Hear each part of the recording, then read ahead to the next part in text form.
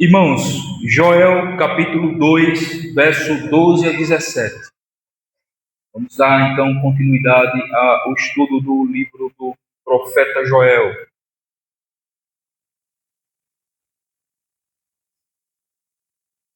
Joel capítulo 2, verso 12 a 17. É o nosso texto de hoje. Diz assim, irmãos, a palavra do Senhor. Ainda assim, agora mesmo, diz o Senhor, convertei-vos a mim de todo o vosso coração, e isso com jejuns, com choro e com pranto.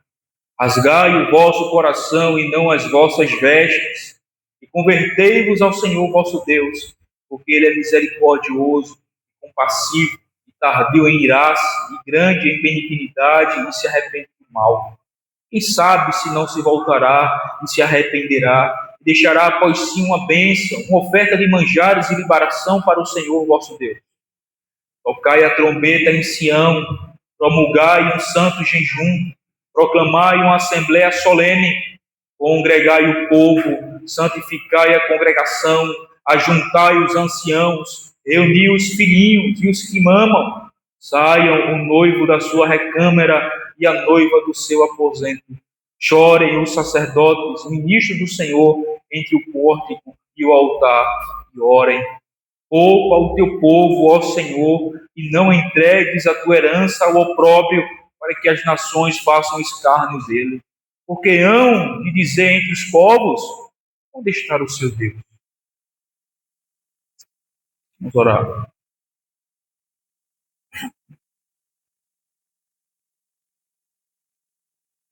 Pai bendito,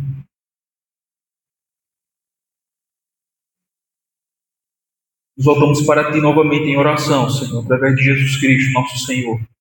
Em nome dele somente. Confiados nele somente. Agora para te pedir, Senhor, para que o Senhor seja o nosso auxílio, nossa ajuda. Para que o Senhor Deus manifeste tua bondade sobre nós, através de nós, nos conduzindo em fidelidade a ti. A fim de que teu povo aqui presente, Senhor, seja instruídos na verdade, capacitados e habilitados para toda boa obra. Ó Senhor, que apesar de nós, tu nos fala ao coração, Senhor. O que nós precisamos ouvir é a tua voz. O Senhor Deus nos habilita e nos capacita a sermos simples, claros, mas fiel, Senhor. Fiel. Tu abençoe o teu povo aqui presente, Senhor, e que tal palavra surta o devido efeito para a tua glória e para o nosso bem, para a nossa edificação e santificação, para a nossa conformidade com Cristo Jesus, nosso Senhor. Para que possamos dar no caminho, Senhor, da obediência, da justiça, do amor, caminhos agradáveis a ti, da fidelidade ao Senhor. Eu conheço, Senhor, minha completa dependência tua. Senhor, eu te peço e suplico humildemente, em nome de Jesus Cristo, nosso Senhor. Amém. Irmãos, título do nosso estudo, chamados para voltar. Chamados para voltar. Irmãos, o livro de Atos dos Apóstolos, Lucas, em sua narrativa histórica, muitas vezes se referia ao Evangelho ou àqueles que eram seguidores de Cristo, como aqueles que eram do caminho. Vários versículos, vários textos no livro de Atos vão mostrar exatamente isso. O autor Lucas, ele se referindo ao Evangelho, se referindo ao discípulo de Cristo, à igreja, aos seguidores de Jesus, como sendo aqueles que é do caminho, o caminho. Exemplo, em Atos capítulo 9, quando é falado sobre a perseguição de Saulo, né, Paulo, o texto vai dizer muito claramente que ele perseguia aqueles do caminho. Pediu carta aos sacerdotes para ir a Damasco, a fim de procurar aqueles e de encontrar aqueles que faziam parte do caminho para trazer os presos de Jerusalém.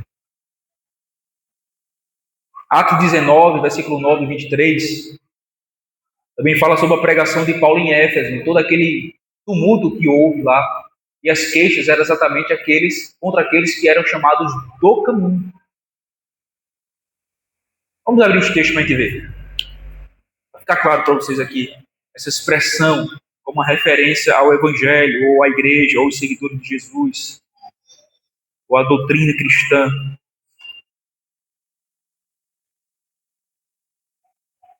Atos 9, 1 e 2. Olha o que diz. Saulo, respirando ainda ameaças e morte contra os discípulos do Senhor, dirigiu-se ao sumo sacerdote e lhe pediu cartas para a sinagoga de Damasco, a fim de que, caso achasse alguns que eram do caminho, assim homens como mulheres, os levasse presos para Jerusalém.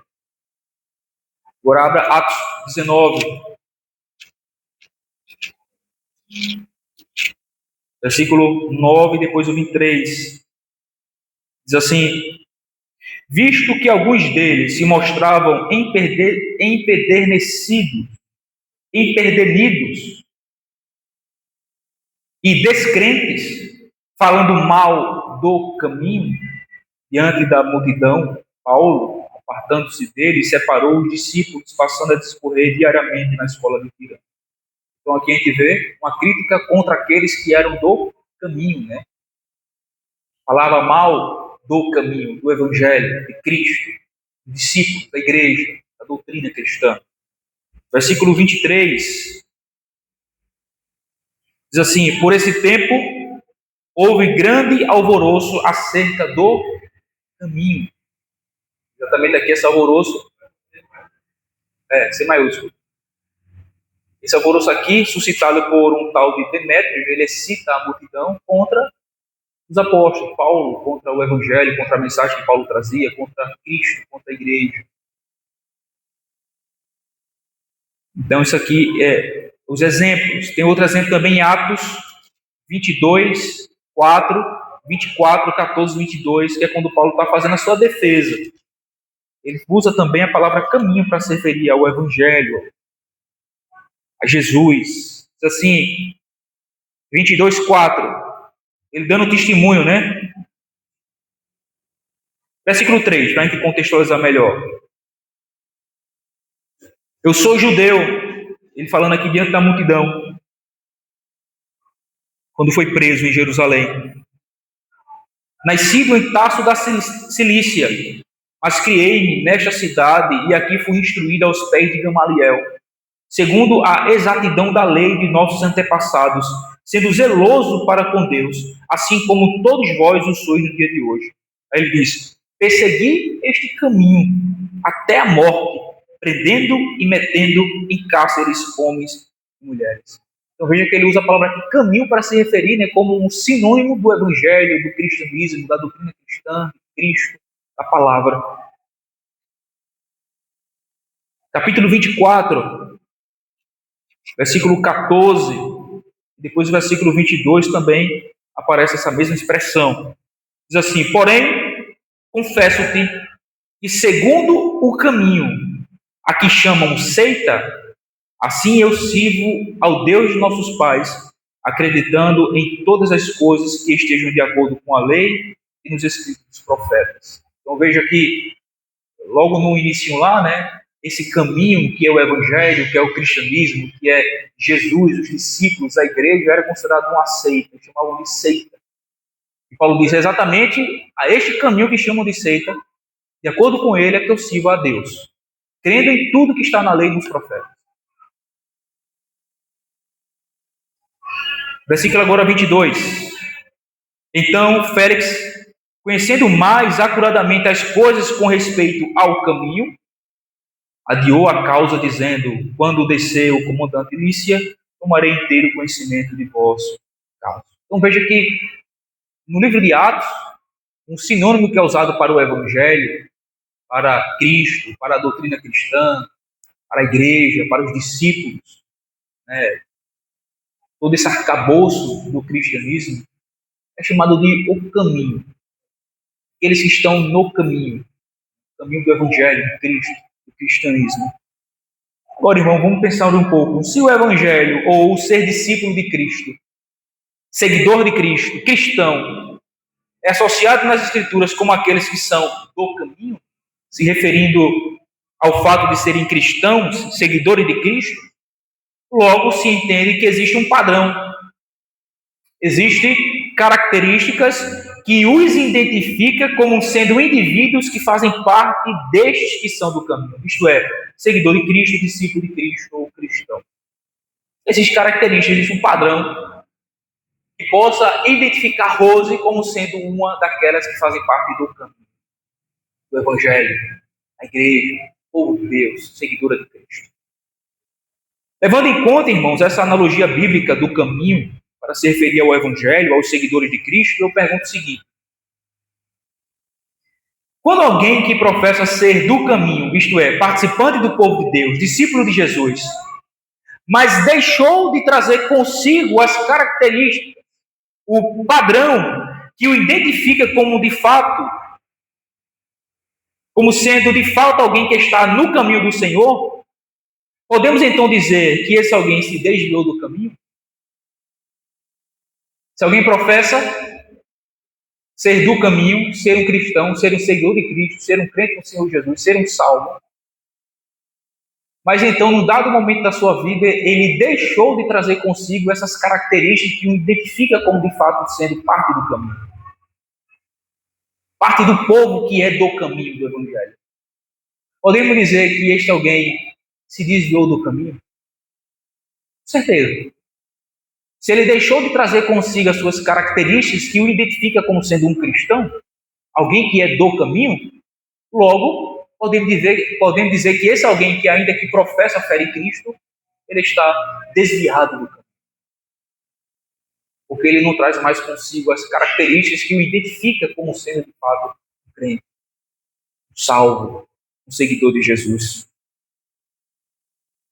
Se alguém professa, irmão, ser crente, ser cristão, ser seguidor de Cristo, ser do caminho, do Evangelho, mas deixou de trazer consigo as marcas, as características que o identifiquem como alguém que de fato faz parte do povo de Deus, este alguém certamente está desviado do caminho do Senhor.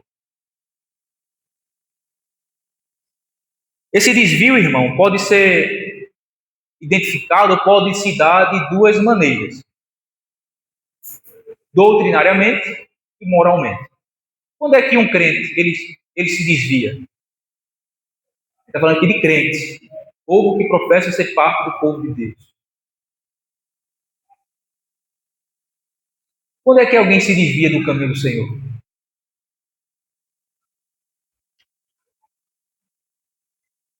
De duas maneiras. Esse desvio se dá na doutrina, quando a gente passa a crer coisas erradas, em heresias, se desvia daquilo que é a chamada ortodoxia cristã, as doutrinas basilares e fundamentais, e também moralmente, quando a sua conduta, a sua ética não está em conformidade com o Evangelho, com os caminhos de Deus. Dessas duas maneiras identifica alguém que está desviado do caminho. Desviado do caminho. Exemplo disso, de um desvio doutrinário, Gálatas capítulo 1. Um exemplo de um desvio doutrinário. Gálatas capítulo 1 é um exemplo de uma igreja toda se desviando doutrinariamente. A partir do versículo 6, olha o que Paulo diz. A sua admiração, o seu espanto para com os Gálatas. Admira-me que estejais passando tão depressa daquele que vos chamou na graça de Cristo para outro evangelho, o qual não é outro, senão que há alguns que vos perturbam e querem perverter o evangelho de Cristo. O que é que Paulo está falando aqui? Contra o que Paulo está aqui protestando, está criticando os Gálatas? Um desvio doutrinário. Eles tinham deixado de crer na justificação pela fé somente ensinada pelo próprio Paulo e passou agora a crer de acordo com o que alguns falsos mestres judaicos estavam ensinando à igreja dos Gálatas. Que para a salvação não era necessário apenas a fé em Cristo, mas era necessário a fé mais a observância da lei mosaica, como, por exemplo, a circuncisão, observar o calendário judaico e a dieta judaica. Então, era Cristo mais Moisés, Cristo mais a circuncisão, Cristo mais o calendário judaico, Cristo mais a dieta judaica. Só podia ser salvo assim. Quem cresce em Jesus, mas também quem se circuncidasse. Então, eles deixaram de crer numa doutrina fundamental ensinada pelo próprio Paulo quando ele plantou essa igreja aos Gálatas, que o homem ele é justificado unicamente pela fé, independentemente das obras da lei. Pouco tempo depois que Paulo sai dos Gálatas, da região da Galácia, alguns mestres judaizantes chegam por lá e começam a perverter esse ensino cristão, dizendo que a fé somente não é suficiente, mas é necessário também a circuncisão, é necessário também observar o calendário judaico, é necessário também cumprir todos os ritos da lei de Moisés, cerimoniais. Então aqui Paulo está admirado que eles rapidamente se desviaram do evangelho que ele ensinou para outro evangelho, qual não era outro. Era alguns que estavam perturbando, pervertendo o evangelho de Cristo. Então aqui a gente está vendo uma igreja desviada doutrinariamente.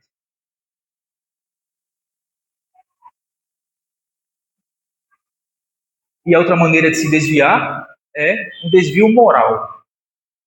Quando a igreja tem a doutrina correta, mas a vida da igreja, a vida do indivíduo que professa a fé em Cristo, um crente, um membro de igreja, não coaduna ou não está em concordância com a fé que ele professa. É um desvio moral. Por exemplo, disso, 1 Coríntios. Coríntios é uma igreja que a gente vai ver claramente que tem muitos desvios morais ali acontecendo. A divisão, a facção, a filho se relacionando com madrasta, a irmão indo a juízo, ao tribunal de ímpio para julgar as suas causas. Há um desvio moral muito grande. Tanto é que tal desvio moral faz com que Paulo chegue a pensar de que talvez aquela igreja ali, eles precisavam se examinar para ver se estava na fé. A segunda carta, capítulo 3, versículo 5, né? Examinar-eles para ver se vocês estão na fé. O desvio moral era tão grande dos coríntios que fez Paulo exortar dessa maneira. Olha, examine-se vocês. Que o desvio moral de vocês é tão grande, tão assustador, a vida que vocês vivem, tão destoante daquilo que vocês professam com sua boca, que é bom que vocês se examinem de vocês estão na fé.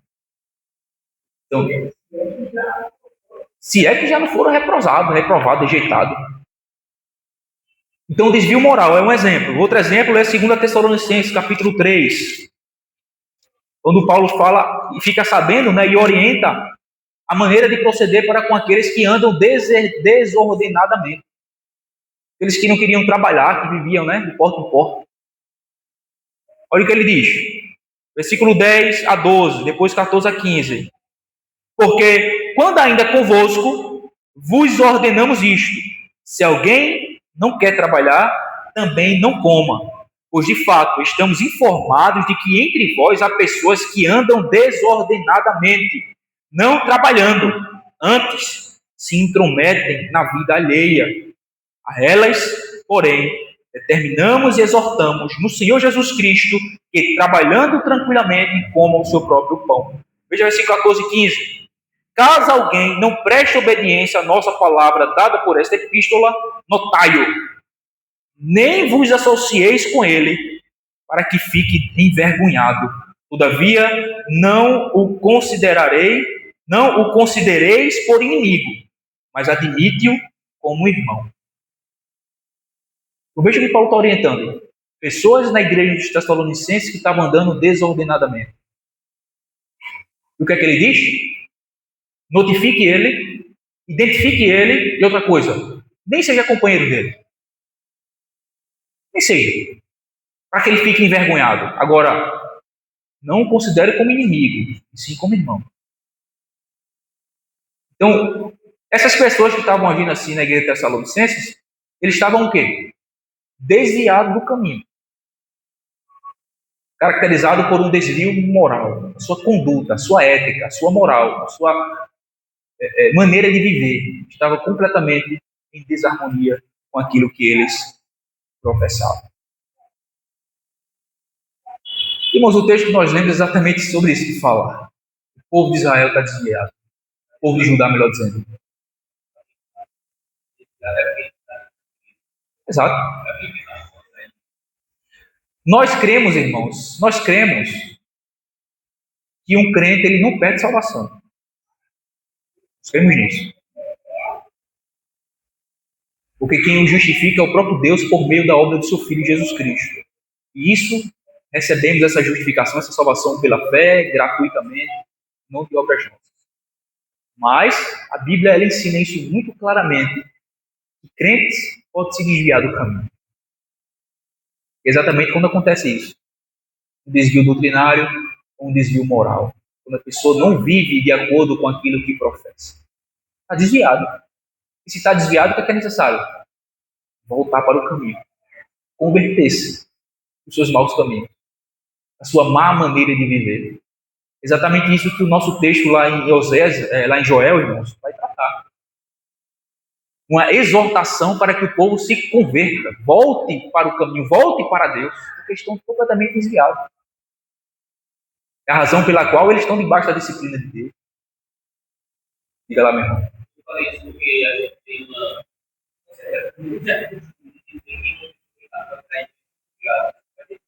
Não, ele é um descrente.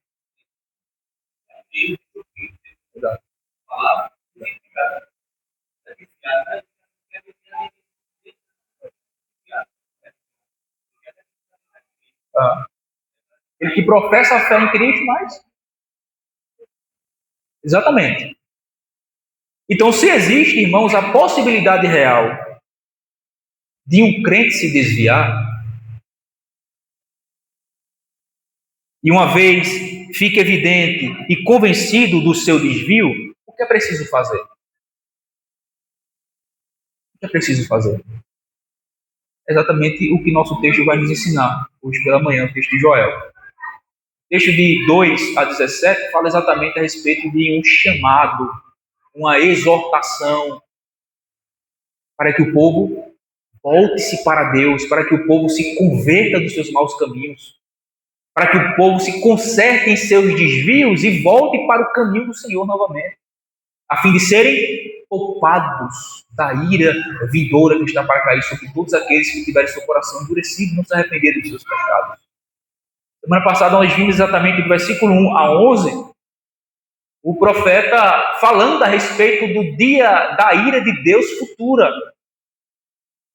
que é total e definitiva, e que todos aqueles que sofrerão a ira de Deus no último dia, não há mais esperança para ele. Por isso, com o objetivo de quê?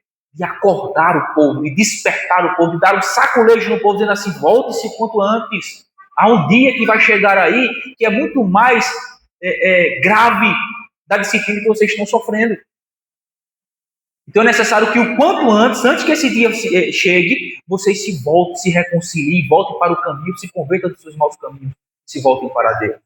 Porque há um dia em que Deus há de vir para julgar, para destruir os seus inimigos, todos aqueles que se mantiverem com o seu coração endurecido e não se arrependerem dos seus pecados, será considerado e tido como inimigo de Deus e sofrerá a sua ira, sua destruição, a sua condenação eterna e final. Então, quando chega agora a partir do versículo 12, ele vai mostrar um caminho de esperança. Qual a esperança? É que esse dia ainda não chegou, então há tempo. Volte-se o quanto antes. Volte-se para o caminho o quanto antes. Antes que o dia do juízo, o dia do acerto de conta final chegue. E então não haverá mais esperança para aqueles que não se arrependeram. O que é preciso fazer então, irmãos? Primeiro, se converter. Estou falando aqui de crentes, viu? Se converter. Conversão é mudar de rumo. Está indo aqui nessa direção, caminho mau, perverso, do desvio, do pecado, ele dá um giro de 180 graus e volta para o caminho de Deus. Isso é basicamente o significado de converter, conversão. Versículo 12 e 13, irmãos. Se é uma possibilidade real de um crente se desviar, e uma vez fica evidente o seu desvio, e ele é convencido desse desvio, o que é preciso fazer? Se converter. É preciso voltar. Voltar. Versículo 12 e 13 diz assim: ainda assim, agora mesmo, isso aqui que é belo nesse texto aqui. Porque embora seja verdade o que eu estou dizendo a vocês aqui nos versos anteriores, sobre esse grande e terrível dia do Senhor que virá contra os seus inimigos, mas ainda assim, agora, nesse instante, o profeta está falando aqui é que um convite, é uma oportunidade de escaparem do juízo iminente que está para vir sobre o mundo. Agora mesmo, ainda assim, apesar da condição de vocês e da realidade desse grande e terrível dia do Senhor que virá sobre os incrédulos, sobre aqueles duros de coração, nesse exato momento, diz o Senhor: convertei-vos a mim de todo o vosso coração. Diz aqui uma grande oportunidade, irmãos. A palavra de Deus está nos falando. Se você está desviado, se você está fora do caminho, se você não está andando conforme aquilo que você professa, está na hora de voltar, de se converter. Porque eis a oportunidade. O grande e terrível dia do Senhor ainda não chegou, mas está às portas. Está às portas. E aqueles que não se arrependerem e se mantiverem em seu coração endurecido, e esse dia chegar, certamente serão caracterizados como uma pessoa que nunca de fato se converteu, que nunca creu, que nunca foi salvo, e então receberá o juízo de Deus.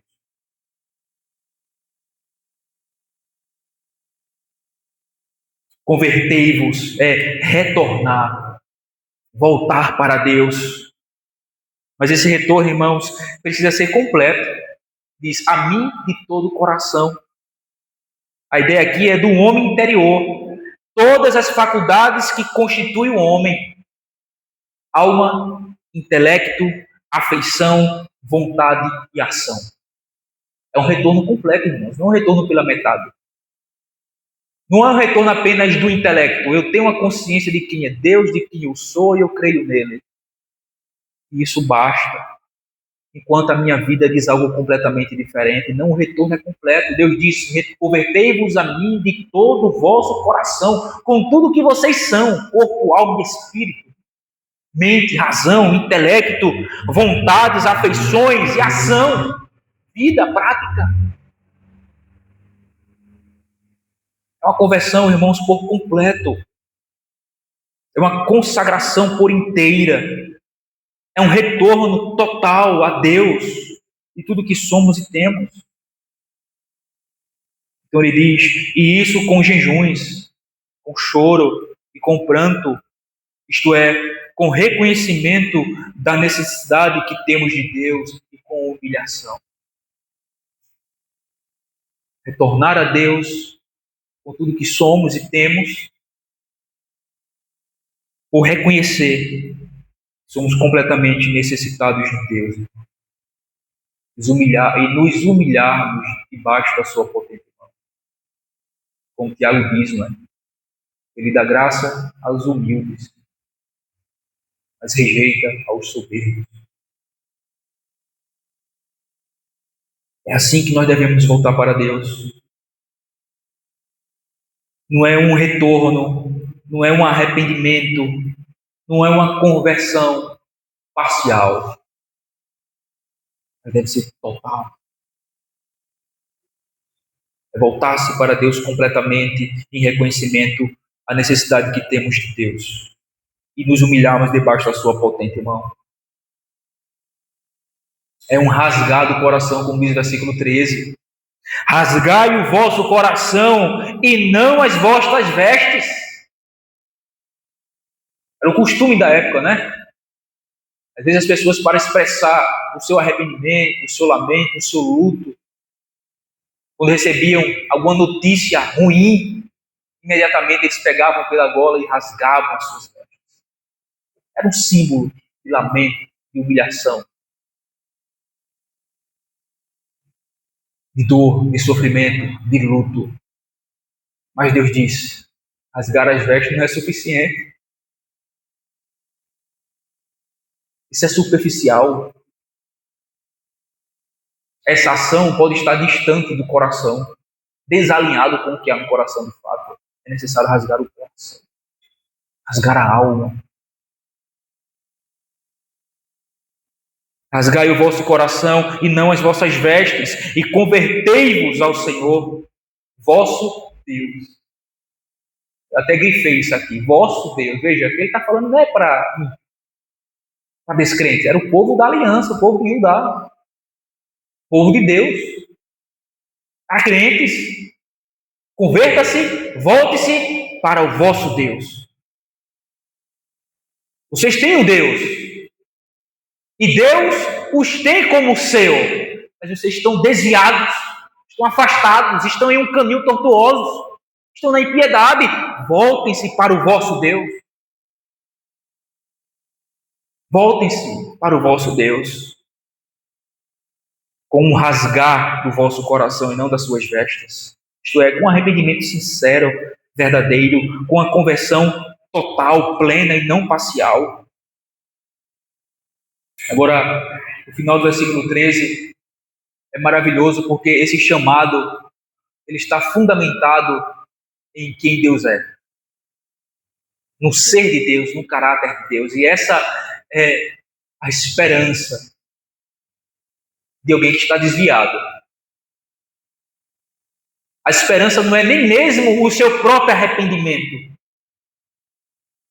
mas é o fato de quem Deus é. Ele diz, porque Deus, né? Porque Ele é misericordioso, é compassivo, é tardio em irar-se e grande em benignidade, e se arrepende do mal. Veja qual é a razão que o profeta está destacando aqui para que nós nos convertemos dos nossos maus caminhos e voltamos para Deus.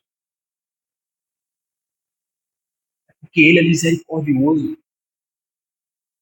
Podemos nos voltar para Deus completamente com a plena certeza e convicção de que não pelo fato do nosso arrependimento, mas por aquilo que Deus é. Ele é misericordioso, Ele não nos trata consoante a nossa iniquidade. Ele não nos retribui de acordo com as nossas obras. Ele é extremamente compassivo e tem grande compaixão de pecadores com coração quebrantado que se volta para Ele. Ele demora a irar-se. Ele é paciente, né? Que paciência, irmão. Que paciência Deus tem para conosco. Ele é grande em benignidade. Ele se arrepende do mal. E o mal aqui com ele, né, é de respeito à calamidade. Não é um mal moral. Porque Deus não pratica mal moral. O mal moral é o pecado, né? Mas diz respeito à calamidade, às circunstâncias ruins, às pragas que Ele enviou como disciplina, a seca, a fome, a dificuldade em forma de disciplina sobre o seu povo rebelde. Ele se arrepende, isto é, ele reverte essa situação de calamidade sobre o povo. Esse é o tipo de mal que a gente está sempre se referindo. Não o mal moral. A calamidade, né? A destruição, a fome, a seca, a praga de gafanhoto e todas essas coisas mais.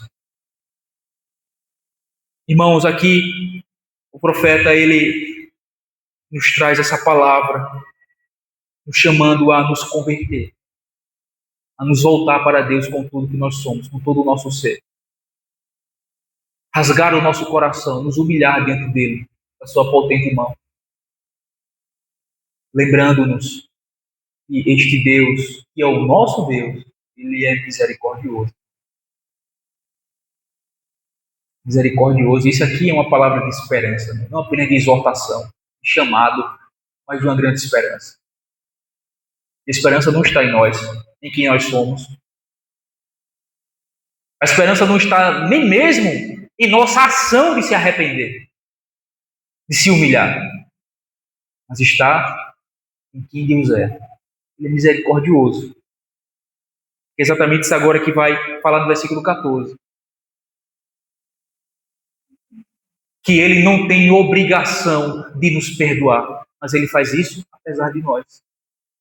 Porque ele é isto que ele diz ser: misericordioso, compassivo, benigno, arrepende-se do mal e grande em paciência. Meu irmão e minha irmã, a igreja, né, de maneira geral,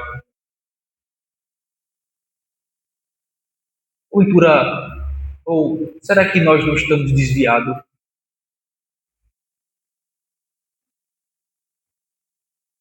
Eu tenho certeza que não doutrinariamente. Mas a nossa vida, irmãos, está correspondendo com aquilo que nós professamos. Corresponde. Nossa prática, nossa vida moral, nossa ética, nossa maneira de viver está em harmonia com o que nós professamos com os nossos lábios, a nossa fé em Cristo e a doutrina dos apóstolos. Se porventura você identificar um desvio moral na sua vida, meu irmão, minha irmã, a palavra hoje é exatamente essa: converta-se. Isto é, volte-se para o caminho do Senhor. Viva de acordo com aquilo que você professa. Converta-se dos seus maus caminhos, retorne completamente para Deus em humilhação, em arrependimento sincero, não apenas superficial, que de nada vale. Confiados, confiante, não em você, mas em quem Deus é, meu irmão e minha irmã. Ele é misericordioso, confie nisto, na misericórdia dele, na bondade dele, na paciência dele, na compaixão dele para com o pecador como você. Volte para Deus. Se converta. A esperança. Não é necessário e não precisa que você morra em sua dureza de coração e a sua vida ímpia e pecaminosa. Se volte o quanto antes. O dia do Senhor está chegando. O grande e terrível dia do Senhor.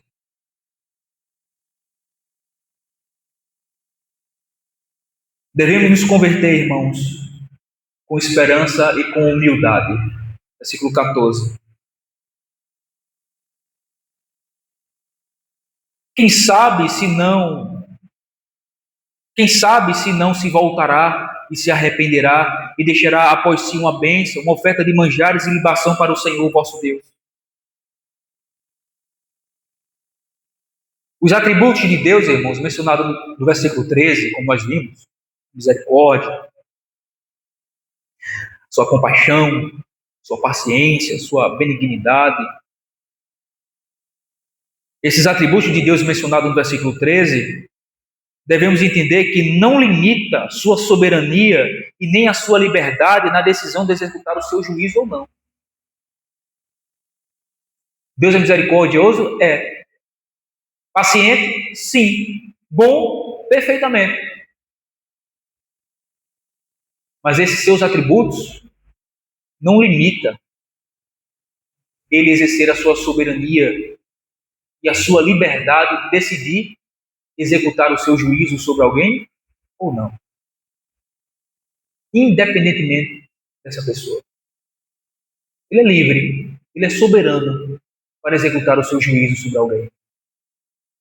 Então, o fato de ele ser misericordioso, paciente, benigno, bondoso, gracioso,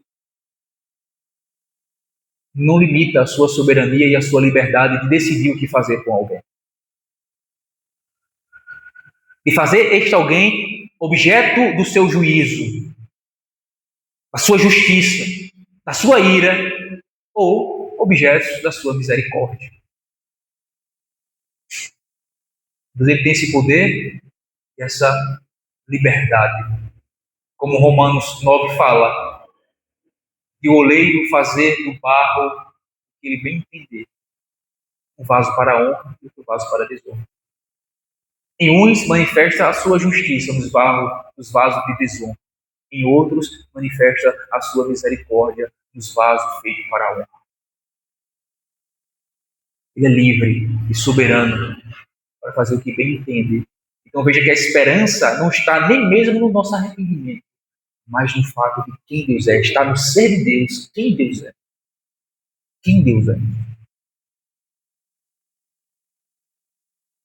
A reação de Deus ao arrependimento do homem não se dá, irmãos, mecanicamente. Como se Deus fosse obrigado a perdoar, mas se dá tão somente por misericórdia, compaixão e bondade. Deus pode muito bem, de maneira justa e santa, levar a cabo as suas advertências de juízo, ou pode revertê-la e poupar as pessoas arrependidas. Ele pode fazer muito bem isso, de maneira justa e santa. Levar a cabo, concluir a sua advertência, as suas ameaças de juízo contra alguém, ou pode reverter essa advertência, esse juízo sobre alguém e manifestar misericórdia para aquele que se arrepende. Isso ele faz de maneira soberana e livremente. Portanto, irmãos, é por quem Deus é, não por nenhuma obrigação de sua parte, é que devemos esperançosa e confiantemente nos converter dos nossos maus caminhos ao nosso Deus. Pelo que Deus é. E não por nenhuma obrigação que Ele tem para conosco, porque Ele não tem nenhuma obrigação. É que nós devemos nos converter, irmãos, de maneira esperançosa, confiante e humilde diante do nosso Deus. Confiando nele, em quem Ele é como Deus. Deus misericordioso, Deus compassivo, Deus bondoso, um Deus cheio de graça. Um Deus que, como diz o Salmo 12, se não falha a memória, se levanta do trono para socorrer aquele que geme, o necessitado, o humilde, o contrito de coração.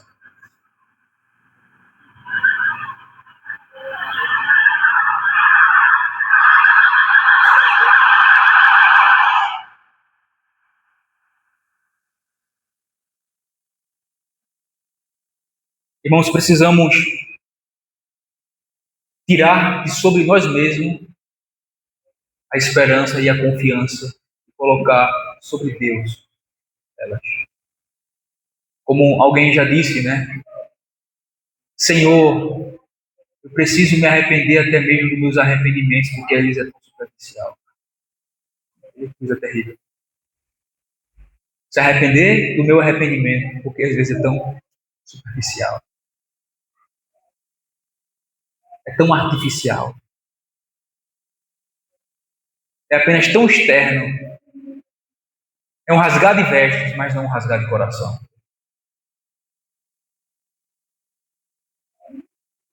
E às vezes confiamos, irmãos, em que a nossa confissão, o nosso arrependimento, a nossa expressão de humilhação e de necessidade é suficiente. Não é, se não tiver, ou se não proceder de um coração rasgado de fato.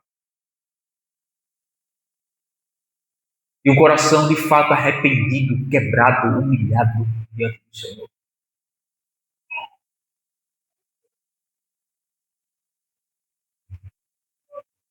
Às vezes confiamos em nosso arrependimento e a nossa confissão, quando na verdade devemos confiar em Deus, em sua misericórdia, e compaixão, e benignidade, graça. Devemos tirar de sobre nós a nossa esperança e colocarmos em Deus, em seu ser. Devemos deixar de ser soberbos, irmãos, arrogantes e prepotentes, sermos humildes diante do Senhor. Humildes, humildes. Quem sabe assim haja esperança para nós.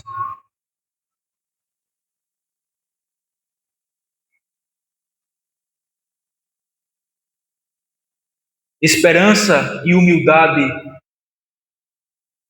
não é demonstrada apenas em palavras, mas em atitudes, em maneira, em comportamento.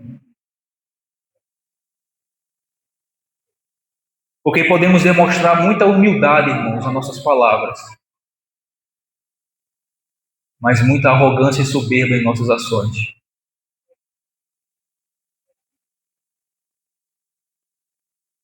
Uma vida altiva de espírito, uma vida soberba e arrogante. Nosso comportamento, nossa maneira de ser, nossa forma de viver. Como se pudéssemos ser ou viver de alguma maneira independente de Deus. Independente de Deus. É como eu já falei aqui uma outra vez e torno a falar novamente.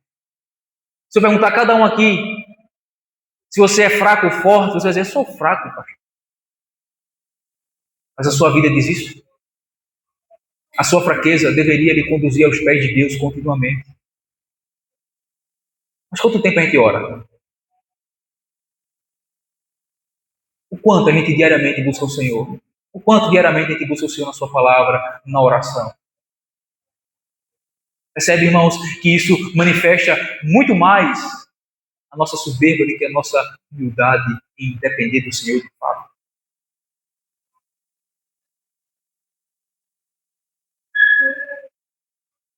Esse é o problema, irmãos, acharmos que somos fortes demais e conseguimos viver sem Deus, independente dele. Na verdade, não. De fato, somos fracos. Reconhecemos isso, mas vivemos de uma maneira que não comunica isso verdadeiramente, a nossa fraqueza, mas mais manifesta a nossa uma vontade de manifestar a nossa força, a nossa grandeza, a nossa independência, o nosso poder, a nossa vida independente de Deus, afastada de Deus.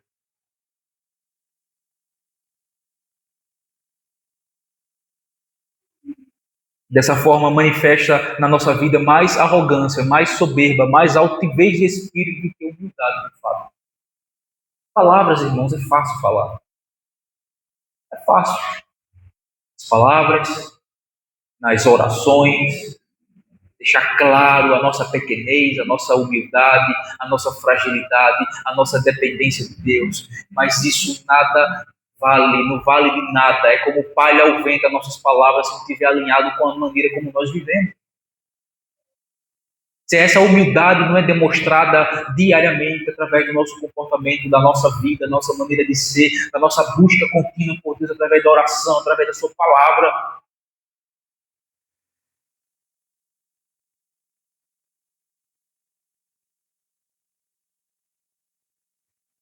confiando nele, em quem ele é, misericordioso, gracioso, compassivo e grande em graça, bondade e misericórdia, vai com pecadores verdadeiramente quebrados, humildes diante dele.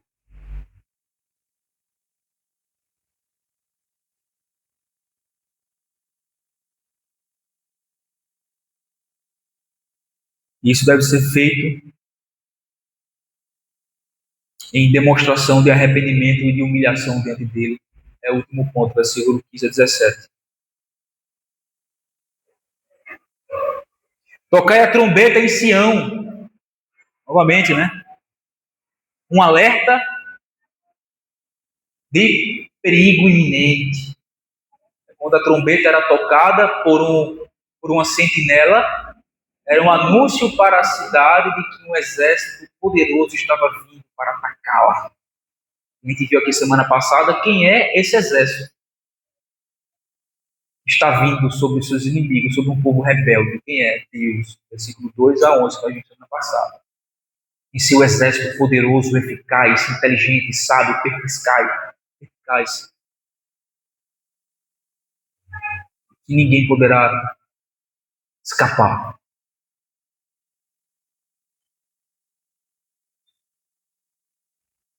Tocai a trombeta, novamente, um chamado de alerta. Atenção em Sião. Promulgai um santo jejum, proclamai uma assembleia solene.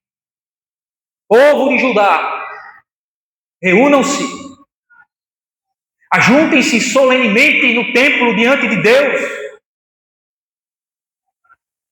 Congregai o povo, santificai a congregação, ajuntai os anciãos, reuni os filhinhos e os que mamam. Saiam o noivo da sua recâmara e a noiva do seu aposento, até mesmo as crianças de colo.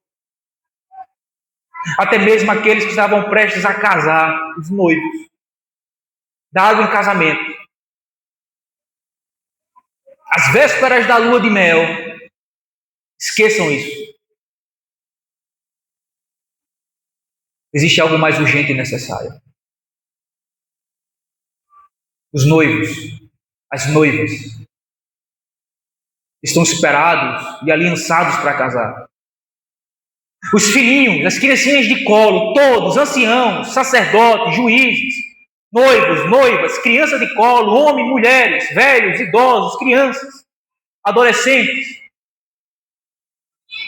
Congreguem-se, ajuntam-se solenemente diante de Deus.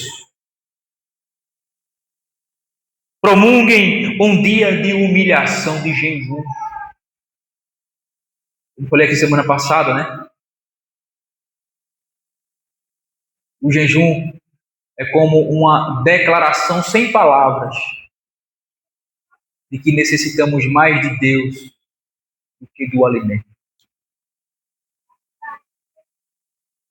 Quando eu jejum com esse propósito, somente aqui, estão debaixo de disciplina, que necessitam se humilhar diante do Senhor.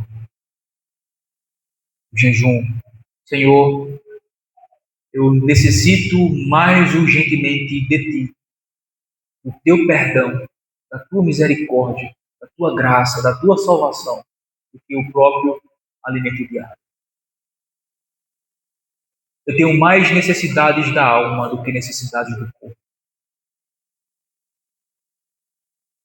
Eu preciso ser socorrido mais urgentemente em minha alma, em meu espírito, do que em meu corpo físico. Essa é a maneira deles manifestarem o seu arrependimento e a sua humilhação diante do Senhor.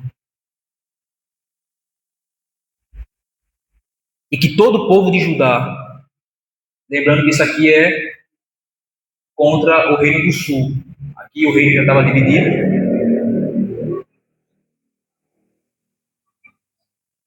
Certo? O reino já estava dividido, o reino de Israel, o reino do norte, o reino do sul, Judá, Benjamim. E a profecia contra o reino do sul, isso aqui é a disciplina contra Judá. Então ele diz congregar a todos no templo, para demonstrar na prática, não apenas em palavras, o seu arrependimento e a sua humilhação diante de Deus. Através de jejuns, através de oração, de clamor, de súplica, como a gente viu aqui nos versículos anteriores. Então ele diz: chorem os sacerdotes, ministros do Senhor, entre o pórtico e o altar. Lembre-se que o altar ficava fora da tenda, né? Sabe, você lembra como é que era? Tinha o pátio, o átrio, o lugar externo, e tinha parte da tenda, que era aqui, como esse quadrado, né? Lugar santo dos santos. E vamos dizer que ali naquele muro ali do mercado, rodeando isso aqui tudinho, é como se fosse o átrio, a parte exterior. Ali ficava a pia para lavar as mãos antes de entrar no templo, antes do sacerdote entrar. Sabe? Tinha uma pia aqui, e após a pia, mais para lá um pouquinho, tinha o altar do holocausto, do sacrifício, um altar bem grande, lá de fora. E o pórtico é exatamente essa parte de fora, né, entre o altar e o pórtico. Então o profeta diz: chorem, sacerdotes, ministros do Senhor, e orem, e clamem, e supliquem, e se humilhem. Qual é a oração que ele orienta, né? Nós no versículo 17: poupa o teu povo, ó Senhor. Tem compaixão do teu povo, tem misericórdia do teu povo. Esse é o clamor dos sacerdotes. Bem como também de toda a Assembleia, reunidas diante de Deus no templo. Esse é o teor da oração, esse é o tema da oração. Misericórdia. Um clamor por misericórdia. Um clamor por misericórdia. Esse é o tema da oração, esse é o teor da oração. Poupa o teu povo, ó Senhor, e não entregues a tua herança ao opróbrio, à vergonha, ao escárnio público, para que as nações não façam escárnio dele. Porque onde dizer entre os povos, onde está o seu Deus? Senhor, poupa o teu povo por amor ao teu nome. Não é que nós mereçamos alguma coisa, mas é por amor do teu próprio nome. É por causa de ti mesmo. É por conta da aliança que tu fizeste, Senhor, com este povo. Então, poupa o teu povo para que este povo não seja motivo de escárnio, de zombaria, de humilhação entre outras nações, onde eles mesmos perguntarão: cadê o Deus deles? Cadê o Deus deles? E assim, Senhor, teu nome será envergonhado, teu nome será blasfemado, teu nome será desacreditado. Os povos não mais temerão o teu nome. Poupa o teu povo, não é porque o teu povo mereça alguma coisa da tua parte, mas é por causa do teu próprio nome, Senhor. Por causa de ti mesmo. Faz isso por amor a ti mesmo. Para a tua própria glória, para o teu próprio louvor.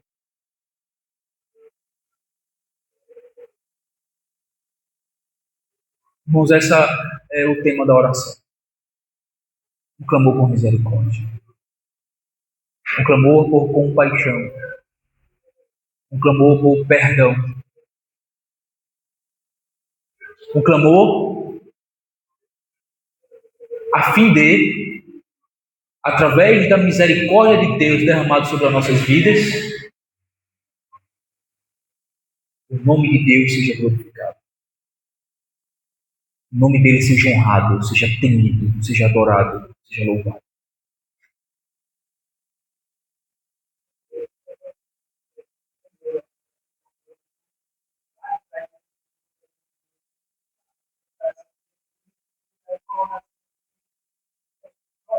Ah.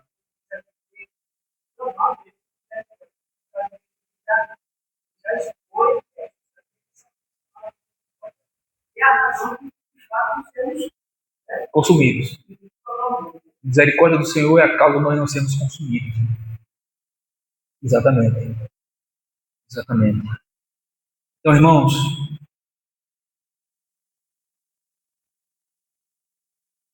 voltemos para o caminho. Se identificamos na nossa vida individual, bem como também na nossa vida coletiva como igreja, de que estamos desviados, irmãos, porque isso é uma possibilidade real para um crente, para uma igreja. É o que Jesus diz lá em Efésios, né? Lá em Éfeso, a igreja de Éfeso, em Apocalipse 2. Elogia, elogia, elogia, mas diz assim: tenho porém contra ti, que deixaste o teu primeiro amor. Lembra-te, pois, de onde caíste e arrepende-te.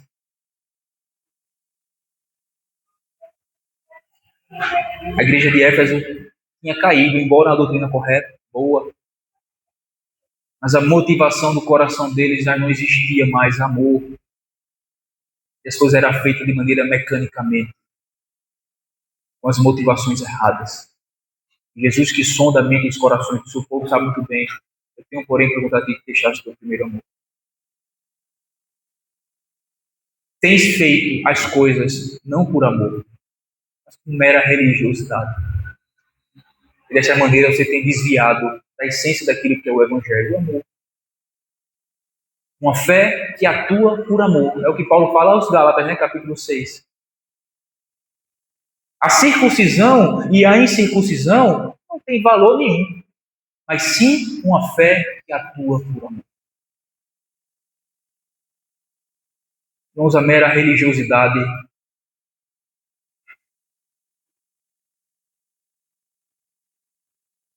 não tem valor nenhum diante de Deus se o que nós fazemos, a maneira que nós vivemos, não for procedente do amor a Ele. Uma fé atuante por amor, irmãos, e não por obrigação. Obrigação, aquela velha ideia, né? Eu vou fazer porque tenho que fazer. Isso é mera lei, irmãos. Lei, isso é lei. Lei. Isso é regra. Fazer por fazer. Fazer por amor. Vou fazer isso. Eu vou agir assim. Eu vou viver dessa maneira. Porque eu amo ao meu Senhor. Porque é a mínima maneira que eu tenho condições de expressar a minha gratidão e meu amor por Ele, por tudo que Ele já fez por mim, querido. Eu quero amá-lo com cada fibra do meu ser. Eu quero viver por amor a Ele, por graça, por ações de graça, por gratidão, por amor, para a glória e louvor dele. Irmãos, voltemos para o caminho. De maneira essencial, podemos dizer exatamente isso que Jesus disse à igreja de Éfeso. Voltemos ao primeiro amor, irmãos. Ao primeiro amor. A amar a Deus de todo o nosso coração, corpo, alma, mente, entendimento. E todas as demais coisas se encaixarão na nossa vida.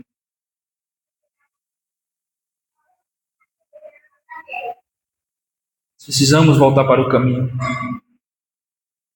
Precisamos nos converter dos nossos maus caminhos e nos voltar de todo o coração para o nosso Deus. Precisamos fazer isso com esperança e com humildade, e como também em verdadeira e sincera demonstração de arrependimento e humilhação diante do Senhor. Na esperança de quem Deus é. Ele é misericordioso, Ele é gracioso, irmão. Ele é tardio em graça, Ele é bondoso para com pecadores como nós que se arrependem verdadeiramente dos nossos pecados. Portanto, volte para o caminho. Volte para o caminho. Amém.